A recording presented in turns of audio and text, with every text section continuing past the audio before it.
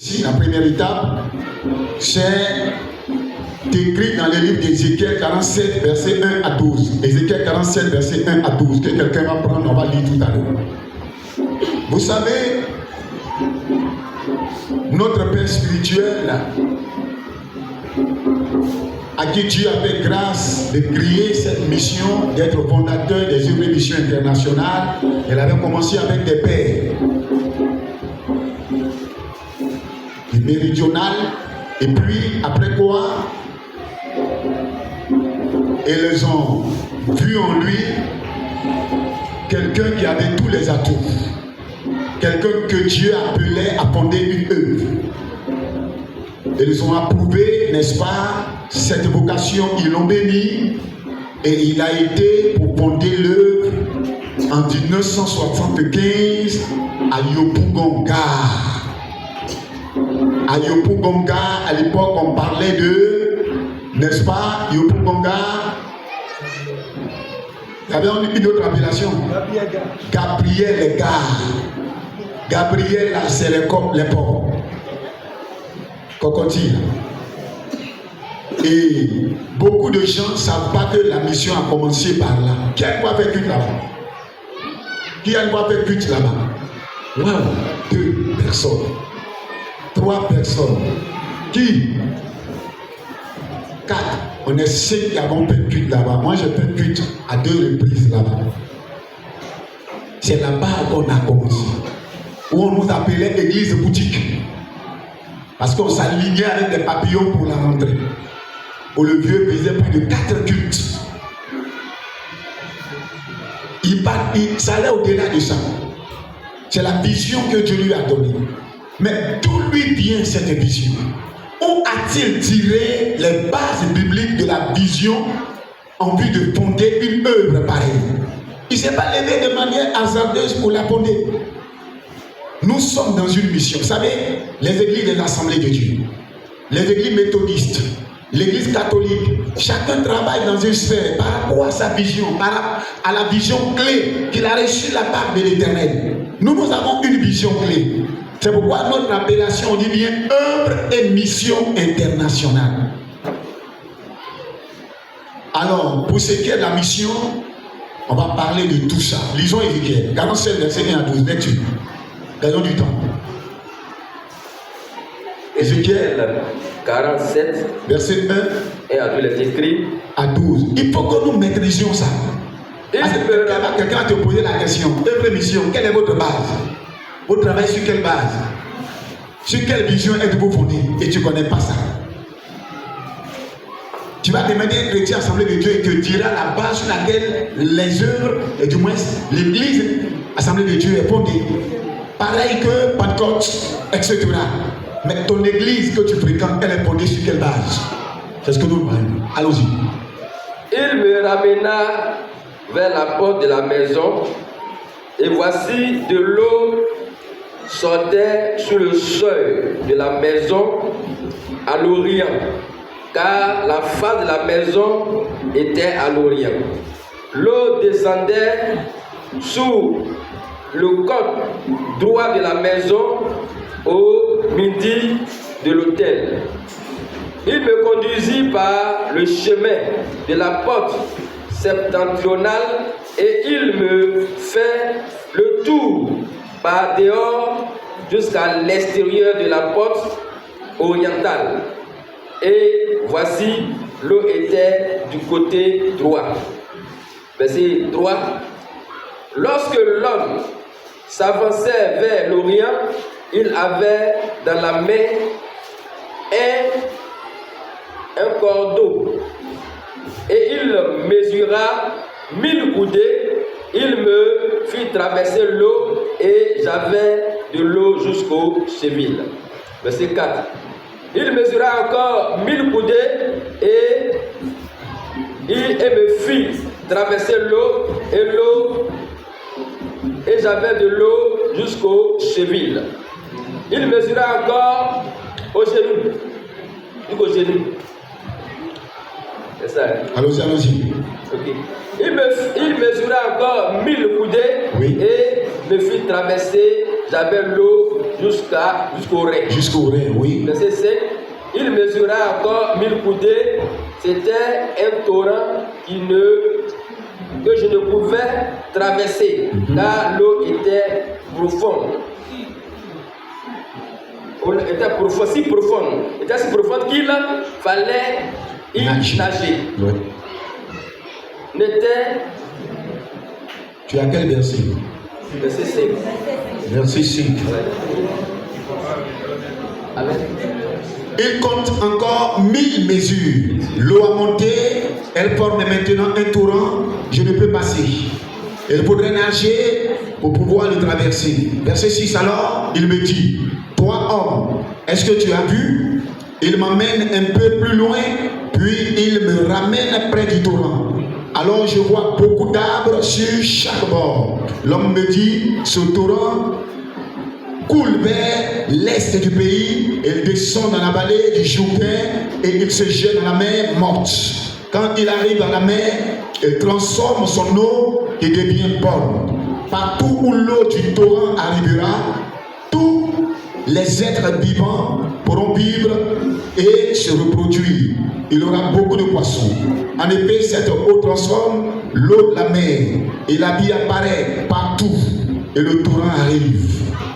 À partir de maintenant, depuis En-Gedi jusqu'à En-Gléam, il y aura des pêcheurs. Ils mettront leurs filets à sécher au bord de la mer. Là, on trouvera autant d'espèces de poissons que dans la mer Méditerranée. Mais les autres étendues d'eau qui sont près de la mer resteront salées. Elles serviront de réserve de sel. Sur chaque bord du torrent, toutes sortes d'arbres fruitiers pousseront. Leurs feuilles ne sécheront pas. Et ces arbres donneront toujours des fruits. Chaque mois, ils produiront une nouvelle récolte. Car l'eau qui les arrose vient de lieux saints. On mangera leurs fruits et on utilisera leurs feuilles comme médicaments. Voici donc la révélation. De quoi donc il est question?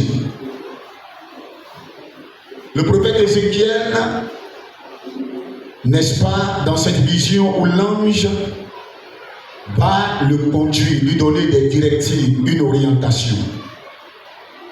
Il est dit que de l'est, de l'Orient, donc de l'est, principalement de l'est, la direction l'est, l'ange conduit Ézéchiel et il a suivi promptement les recommandations données par l'ange de l'Éternel. Et qu'est-ce qui va se passer? Il est ici dit que l'ange non seulement a donné des directives à suivre, il va prendre en considération tout ce qui lui serait recommandé. Il a vu l'eau sortir de l'entrée vers l'est, en effet devant le temple, à l'est. L'eau coule du côté sud du temple et passe au sud de l'autel. Donc l'homme qui conduisit Ézéchiel n'était rien d'autre que l'ange de l'Éternel. Pourquoi l'ange conduisit ainsi Ézéchiel? Elle veut amener Ézéchiel à comprendre cette teneur, à comprendre, n'est-ce pas, le prolongement des différents coudées qui seront mesurés par rapport à l'assainissement du monde entier. L'eau ici est synonyme à la parole. Parole sous la conduite du Saint-Esprit, la mouvance du Saint-Esprit. L'eau pure. Il est dit que l'ange avait, n'est-ce pas, 1 mètre. Il avait une corde qui lui permettait de mesurer coudée par coudée. Il a mesuré, la première mesure n'arrivait qu'à la cheville. À la cheville.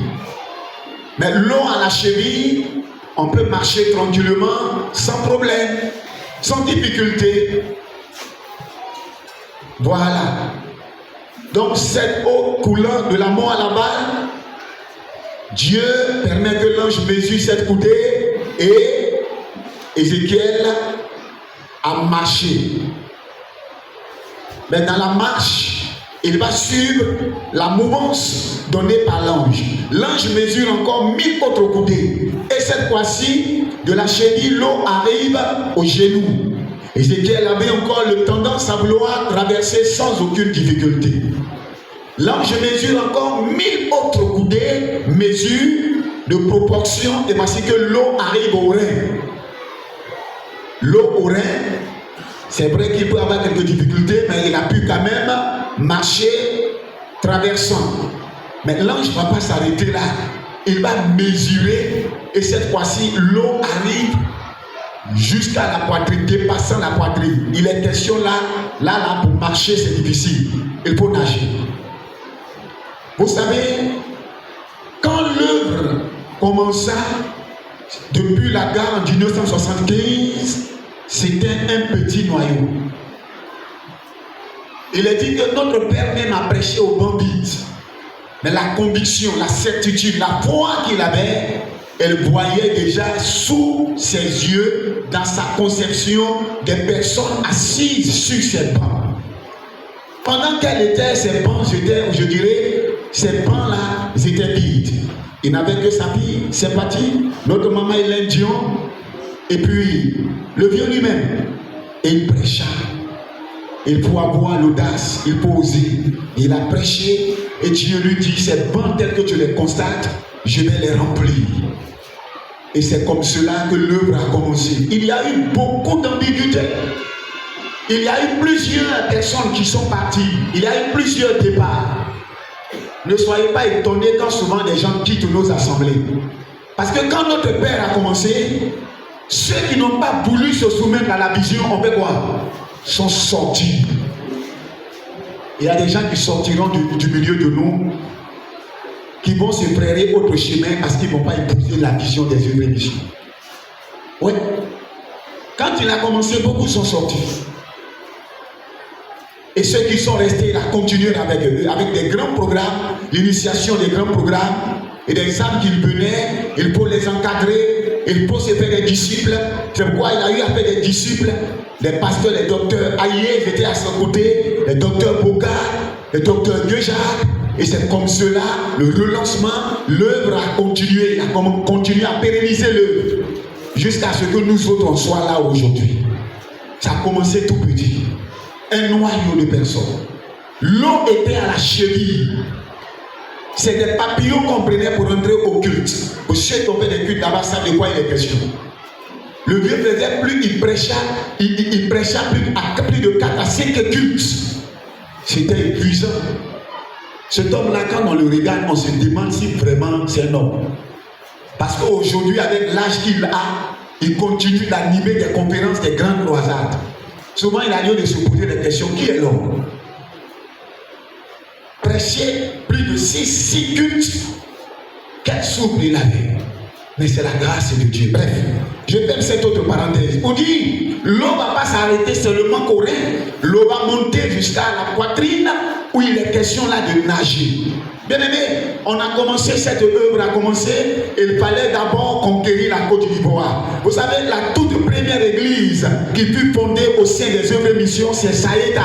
Le premier pasteur, Saïda. J'ai fait 4 ans, je connais bien Saïda.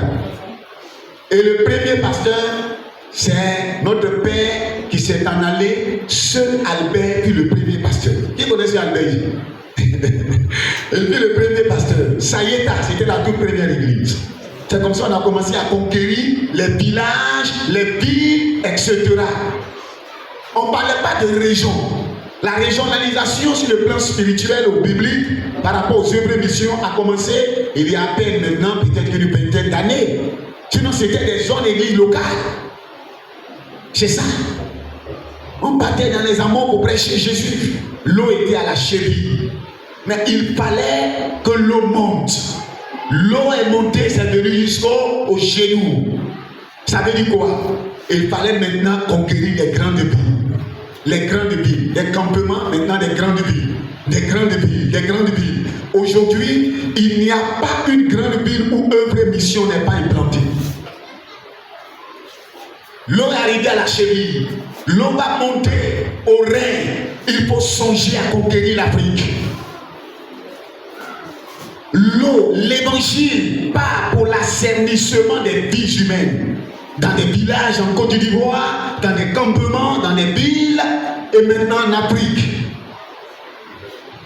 En Afrique de l'Ouest, orientale, tous ces pays africains-là, aujourd'hui sont servis, sont presque asservis.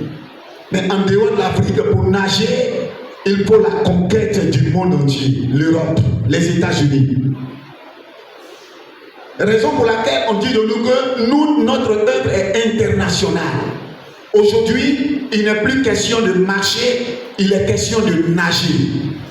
Parce que l'eau atteint certaines cibles où des poissons, des baleines, tout genre de poissons sont en train d'être asservis. Entendez par poissons des êtres humains qui reçoivent l'évangile et que cet évangile façonne leur vie, les transforme et leur donne une nouvelle image, une identité nouvelle. Dis amen fort. C'est l'évangile, la montée de l'eau. Il faut que nous connaissions ça. C'est l'une des bases bibliques des œuvres et missions. C'est comme ça on fonctionne. Un chrétien baptiste qui n'a pas la notion de ça, d'ailleurs tu fermes tes yeux, on te demande, il faut que tu reconnaisses Ézéchiel 47, versets 1 à 12. Comment l'œuvre a été fondée? Comment nous avions gagné, conquéri, n'est-ce pas, des villes, des villages, pour aujourd'hui en arriver à servir l'Afrique tout entière, pour gagner le monde entier, pour nous imposer.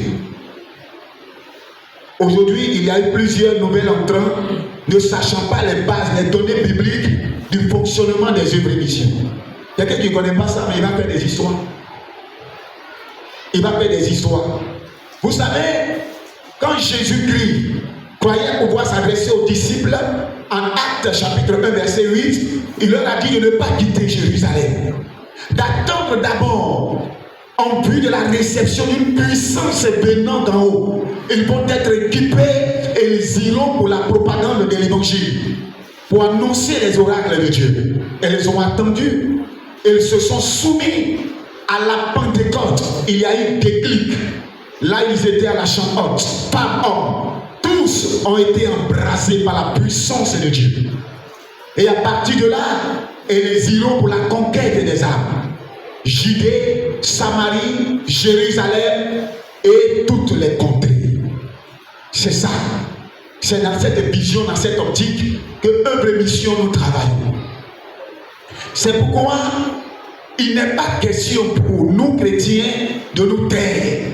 Il nous faut annoncer les oracles de Dieu pour que des vies soient asservies. L'asservissement des vies est question de transformation, de régénération, de restauration, de guérison, de délivrance. C'est le rôle que joue cette mission dans laquelle sommes-nous. Alors, vous verrez qu'il est dit que l'eau est montée. Les marais n'ont pu être asservis. Généralement, longtemps de cela, nos parents, là, quand souvent ils vont dans les villages, dans les campements, là, souvent, ils allaient au champ, ils ne partaient pas avec l'eau. Mais ils trouvaient des rivières où il y avait le courant. L'eau coulait. Et qu'est-ce qu'ils font? Ils coupent les feuilles d'attiéké, ils plient, et puis ils vont boire. Et ça brûle. Pourquoi ils boivent? Les parents, ils n'ont pas Jésus, mais ils ont l'intelligence, ils sont sages. Quand l'eau là est stagnante, ça ne coule pas, ils savent qu'il y a des microbes. Il y a le sel, il y a la mort là, il ne faut pas boire. Mais quand ils voient un courant, ils voient que l'eau là ruisselle, il y a un ruissellement là, le courant d'eau, ils savent que les microbes sont évacués et puis ils peuvent boire. L'eau, vous savez que toutes les couches d'eau se déversent où? Dans la mer. La mer est synonyme de quoi? Le monde entier. Le monde doit être assaini par l'évangile. Je vous apprends qu'il y a des pasteurs qui sont affectés dans ces temps-ci pour la conquête des îles. On a l'un de nos pasteurs sur la région qui part en Haïti. Le 13 juillet, il serait à l'avion en train de partir. On est en train de conquérir toutes les nations. Notre frère, l'assistant que c'est, il est où? Au Maroc. On a une œuvre au Maroc. Mais parler du Maroc, c'est parmi les musulmans. On a une œuvre en Tunisie. Même où sont les musulmans, l'église est en train d'être implantée. C'est l'eau qui est en train d'assainir des nations. Les musulmans aussi ont besoin du Seigneur Jésus. Alléluia. Alléluia. Est-ce que quelqu'un m'entend? Quelqu'un m'entend bien? D'accord, je vais continuer parce que je vais toucher le deuxième point pour évoluer. On parle de subsistance. Les arbres fruitiers. En bordure se trouvaient des arbres. Donc les feuillages, les arbres gardaient le feuillage. Les feuillages de ces arbres n'étaient pas, n'est-ce pas, ne jaunissaient pas. Quand on parle d'arbres, donc les feuilles flétries, c'est-à-dire que les feuilles perdent leur éclat, perdent leur beauté. Mais pourquoi ces arbres-là, les feuilles ne flétrissaient pas, les feuilles étaient tout le temps verdâtres? C'est dû au fait que ces arbres tiraient leur substance avec les racines, n'est-ce pas, du potentiel émanant ou venant de l'eau. Vous ne verrez pas un arbre planté en bordure de l'eau en saison sèche mourir, perdre ses feuilles, loin de là. Mais vous verrez que les arbres qui sont plantés dans une mare d'eau où l'eau ne coule pas, le courant, il n'y a pas de courant d'eau, ces arbres-là. J'ai vu à quelque part, quand on prend la voie, l'ancienne voie pour aller à Soubré, j'ai vu souvent ces marais-là où les pieds des béats sont dans l'eau et puis tout est mort. Pourquoi c'est mort? C'est parce qu'il n'y a pas de courant d'eau. Cette eau n'est pas, on parle de marais. L'eau est stagnante, ça ne coule pas. Donc s'il y a un arbre là, l'arbre va mourir. Vous voyez? Et aujourd'hui, il y a des zones n'étant pas assainies, qui sont stagnantes. Cela est synonyme à quoi? À des personnes, quand bien même qu'elles aient reçu l'évangile, la parole de Dieu, les brèches de la part des hommes de Dieu, elles ont été, n'est-ce pas, guéries, libérées de certaines influences et des démons des ténèbres. Mais ces personnes-là demeurent, sont cloîtrées dans leur situation, elles ne veulent pas changer, elles ne veulent pas grandir, elles ne veulent pas évoluer. On a beaucoup de chrétiens comme ça dans nos assemblées, qui sont considérés comme ces marais.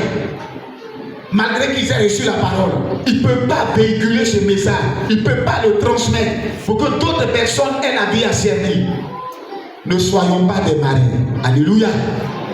Faisons en sorte que la parole dont on a reçu, on soit en mesure de la transmettre à autrui, aux autres, pour que ces personnes en bénéficient.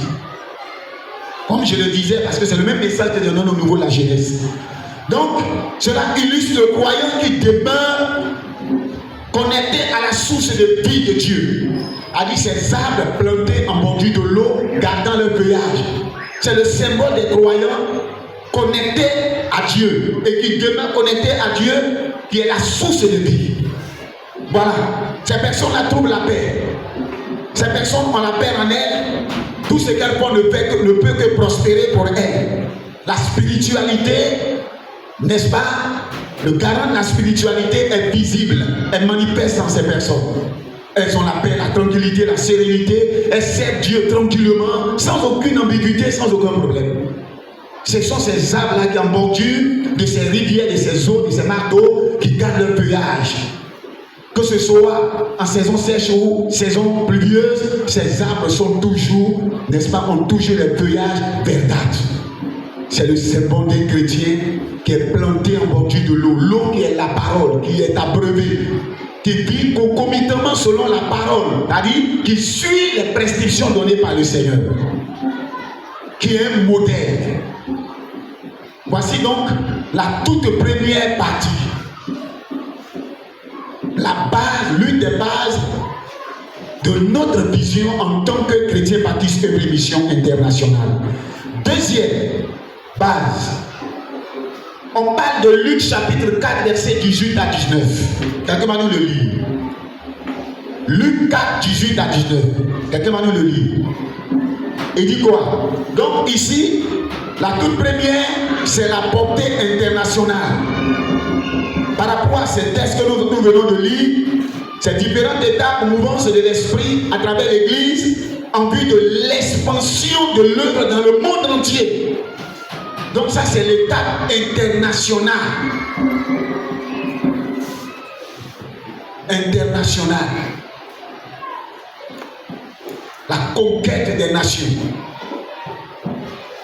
Secondo, Il est ici question de la portée charismatique. Une église qui ne manifeste pas ça, la question qu'il faut se poser, est-elle de Dieu? Parce que le Seigneur a son église, tenez-vous bien, et le diable aussi a son église. C'est quoi? Aux États-Unis, il y a l'église de Satan, Satan Church, cette église, et les gens ils vont dans le courage d'aller adorer Satan dans cette église. Où le pasteur, il a percé le nez, il a percé les oreilles, il s'est coiffé comme un coq. Voilà. Il a mis rouge à lèvres, tout ça. Et puis le pasteur, il prêche. Et puis les gens écoutent. Le diable a aussi à son église. Mais il y a l'église du Seigneur. Lisons la Bible. Luc 4, Verset 18 à 19. L'Esprit du Seigneur est sur moi L'Esprit du Seigneur est sur moi. parce qu'il m'a oint pour annoncer une bonne nouvelle aux pauvres. Dites-moi, il est question de qui? Qui parle ici? Jésus, il était où? Jésus était où quand il parlait ici? Hein? Dans quel temps? Dans quelle ville? Il était où? Il était sur son propre, comment on dirait, sa terre natale, à Nazareth. Il est rentré dans le temple.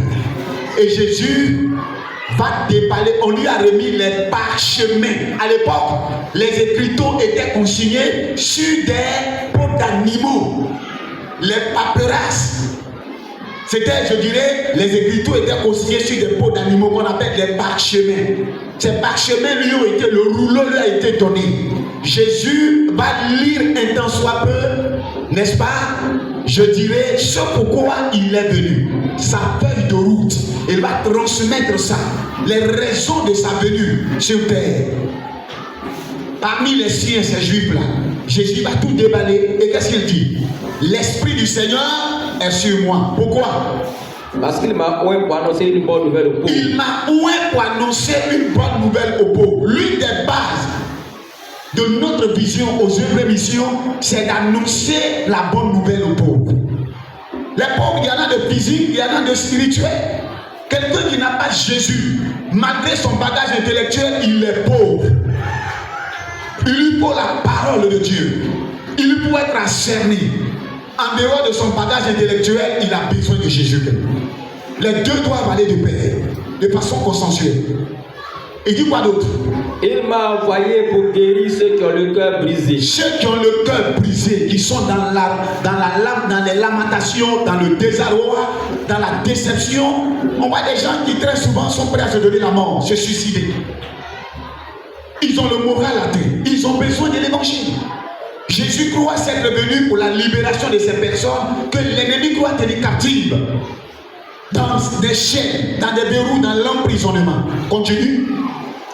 Pour proclamer aux captifs la délivrance. Des personnes tenues captives, il est venu proclamer, les libérer. C'est comme un prisonnier. On vient, on ouvre la porte de la prison et puis il sort, il s'ouvre un ouf pour dire enfin, je suis libéré, je suis pris de la captivité de la prison. Jésus est venu libérer ces personnes. Plusieurs sont dans les prisons, dans les loges occultes, dans les prisons spirituelles, sous le joug de la sorcellerie. Jésus est venu libérer ces personnes. Et aux aveugles le recouvrement de la vue. L'aveugle, aux aveugles le recouvrement de la vue. Il y a deux types d'aveuglement. Au travers de l'enseignement, l'enseignement nous permet d'avoir une visibilité sur notre existence. Nous vivons, c'est pour donner gloire au Seigneur. Aux aveugles, au travers de l'enseignement que nous recevons, quand nous nous emmenons dans la maison du Seigneur, nous permet de mener une bonne vie, d'avoir une vie réglementée, de ne plus vivre comme nous sommes. Donc c'est au travers de l'enseignement que les écailles tombent de nos yeux. Et qu'on n'est plus habilité à se conformer comme des personnes, je dirais des païens, vivant dans le paganisme, dans le désordre. Et puis Jésus aussi est venu ouvrir les yeux aux aveugles physiques. Bartimée était un aveugle physique. Jésus lui a ouvert les yeux. Donc l'ouverture des yeux au travers de l'enseignement, et puis l'ouverture des yeux par l'action que Christ et Jésus croient poser par des miracles pour la guérison scellée dans la vie de plusieurs. Jésus l'a fait. Allons-y. Pour renvoyer libre les opprimés. Pour renvoyer libre les opprimés. Publier une année de grâce Une année de grâce du Seigneur. C'est le rôle que l'Église est censée jouer. Une Église ne jouant pas ce rôle, il a lieu qu'elle se pose la question de savoir si elle est de Jésus. C'est la mission qui peut assigner au Seigneur. Vous savez, dans l'œuvre mission, notre mission a été fondée. On a commencé par des grandes croisades. À l'époque, on appelait retraite spirituelle. Je reconnais avoir fait ma première retraite en 1988 au Champoux. C'est ce jour où j'ai vu quelqu'un qui marchait avec les béquilles, jeter son béquille et commencer à courir dans le stade. Waouh! C'était ma toute première fois de voir un tel miracle. Aujourd'hui, on parle de Siamais. Toujours est-il que c'est pour la conquête des âmes. Dis amen fort. C'est notre rôle, notre devoir. C'est pourquoi chrétien, œuvre mission. Ce que tu as reçu là, ne la garde pas pour toi seul. Cette nourriture, cette parole. Il convient pour nous de la transmettre. Les gens en ont besoin. Ton entourage, les gens ont besoin de Jésus. Quelqu'un qui reçoit l'évangile et qui ne véhicule pas cet évangile, cette parole. Regardez, écoutez bien. Dites-moi, quelqu'un qui mange et continue de manger et puis il ne va pas à la scène, il est mort.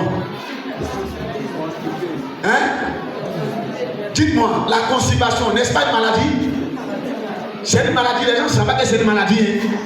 Les gens qui sont constipés, ils ont 1 mois, 3 mois, et puis ils sont contents. Et puis ils sont contents.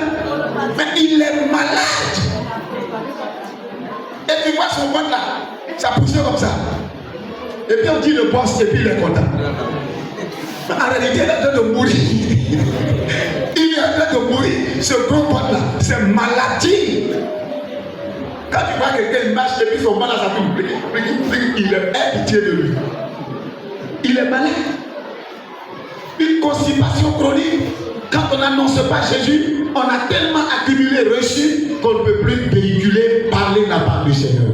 Ne restions pas constipés. Prêchons Jésus. Vous voyez, Dieu, dans sa vision, dans cette perspective, a permis que cette année, on parle de septentrion en 3. Ce n'est pas autre l'adage. C'est la même vision. Croisade d'évangélisation, direction nord. Quand tu attends septentrion, c'est la direction nord. Pour la conquête des âmes, pour assainir ce milieu. Parce que nos parents là-bas ont besoin de Jésus. Pour eux là-bas, ils sont dans les pratiques. C'est vis-à-vis de la sorcellerie là. Et ils ne cachent pas. Ils ne cachent pas. Donc quand tu es chrétien, on nord, tu es de bons chrétiens. On n'est pas toujours bien à l'église. Vous voyez? Et c'est ça. C'est le rôle de l'Église. L'Église doit proclamer l'Évangile.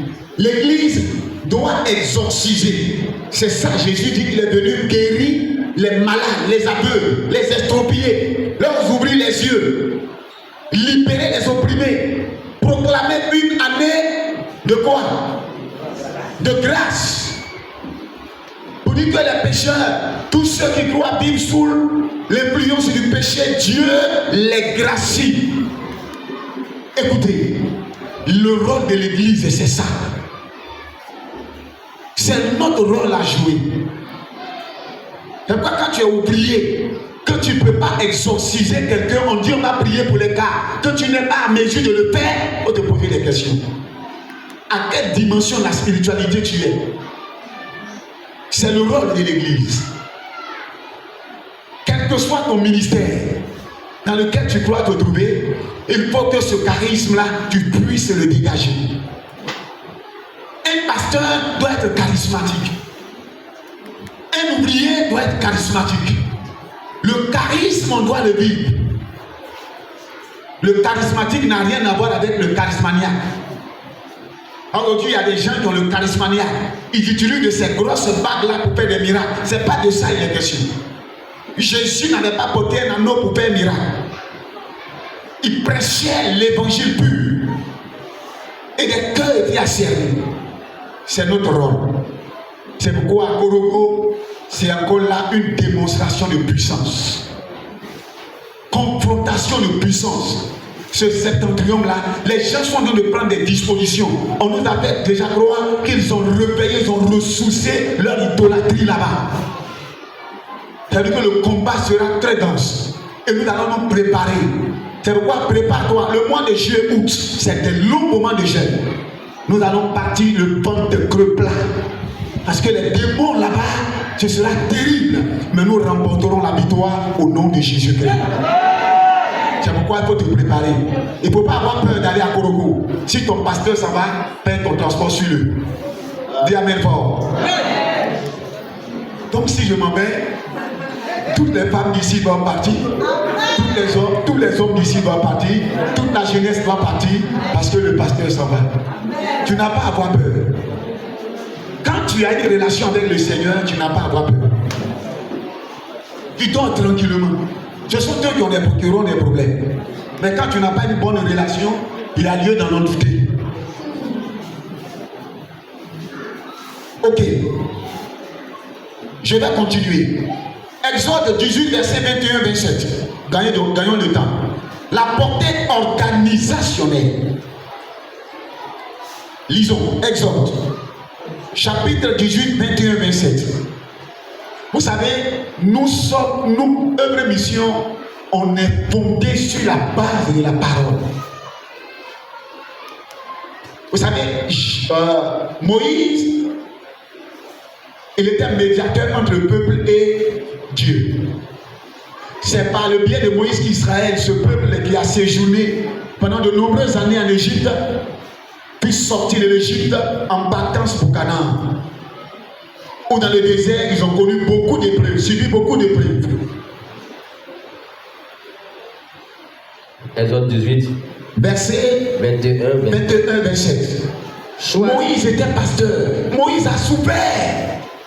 C'est pourquoi à un certain moment donné, les gens ne peuvent pas comprendre mais pourquoi Moïse là, il a murmuré. Il a trop souffert. Des milliers de personnes, il était le seul à les conduire, à les canaliser.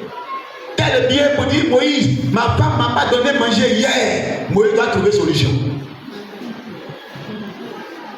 Tel bien dit, hier là, ma femme m'a tourné dos. Moïse doit régler ça.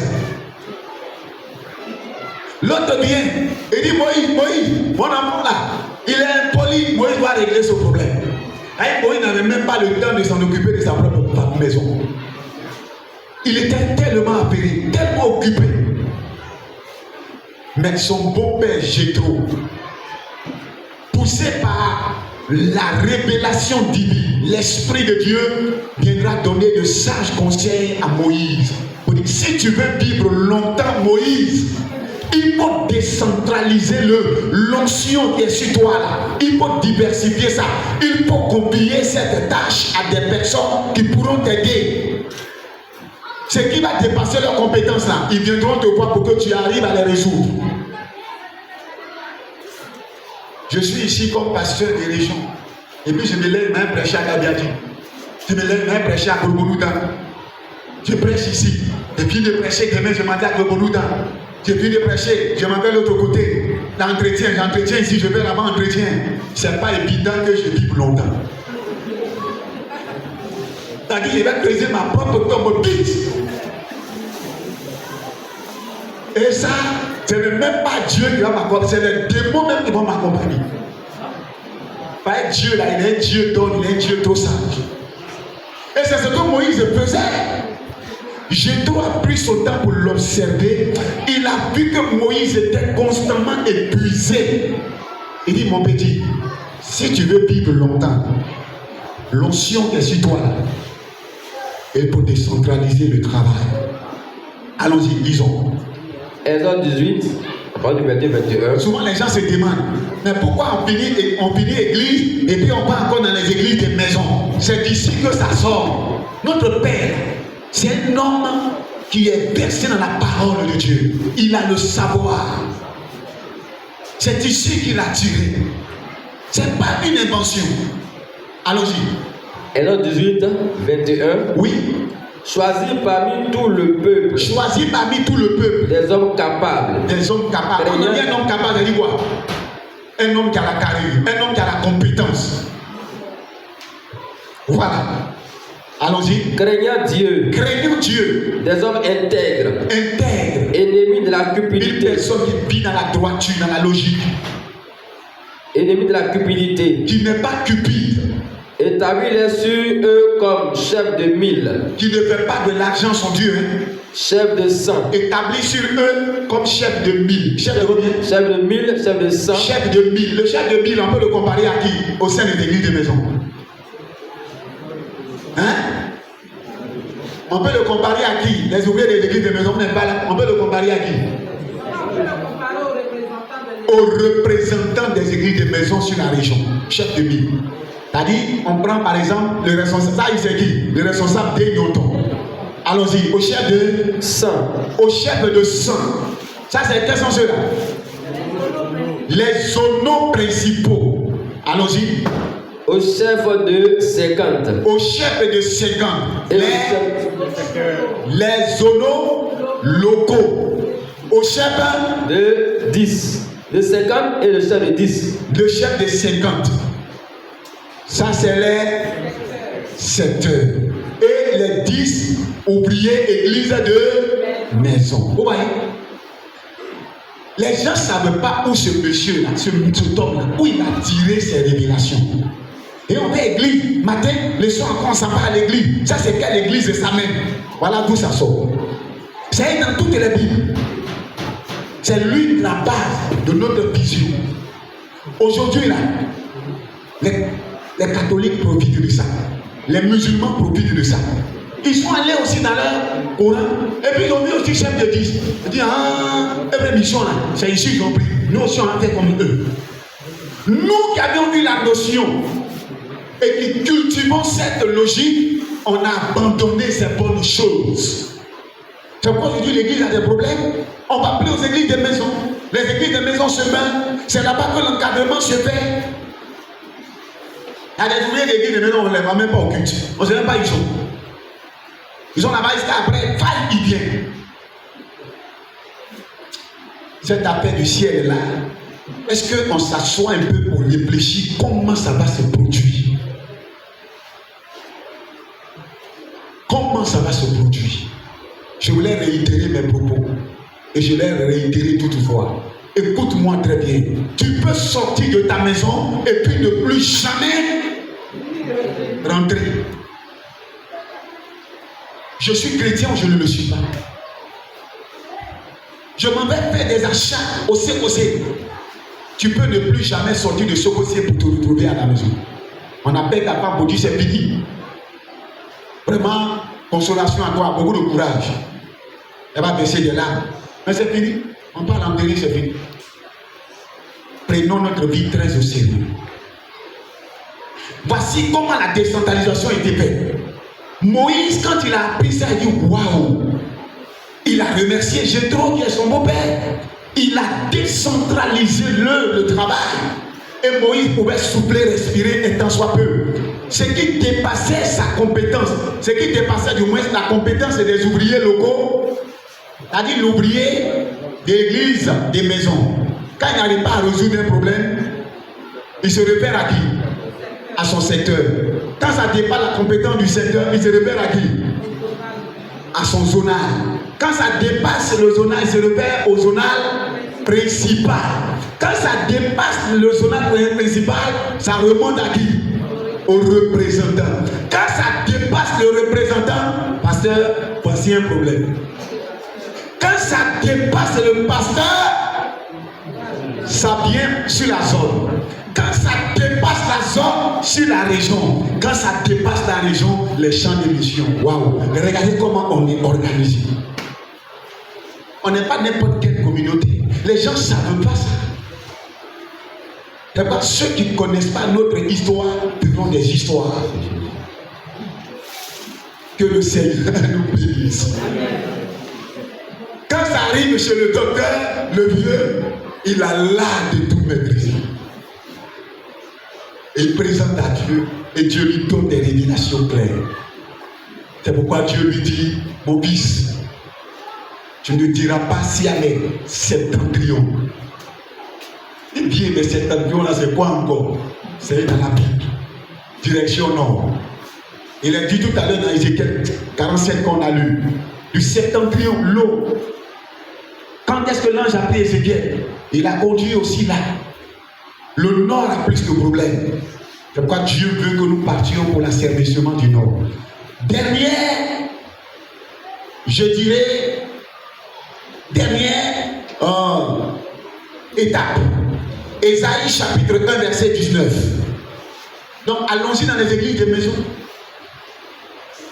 Ici, les questions de portée sociale. Allons-y. Ésaïe le chapitre 1. Verset 19. Le verset 19, il est écrit. Il est écrit. Allons-y, donnons du temps. Si vous avez de la bonne volonté. Si vous avez de la bonne volonté. Et si vous êtes docile. Et si vous êtes docile. Vous mangerez les meilleures productions du pays. Waouh. Vous mangerez les meilleures productions du pays. Si vous avez de la bonne volonté, je veux dire ici à quelqu'un, Dieu ne cherche pas une obéissance forcée ou hypocrite. Dieu là, dans sa maison là, il ne cherche pas une obéissance forcée ou hypocrite.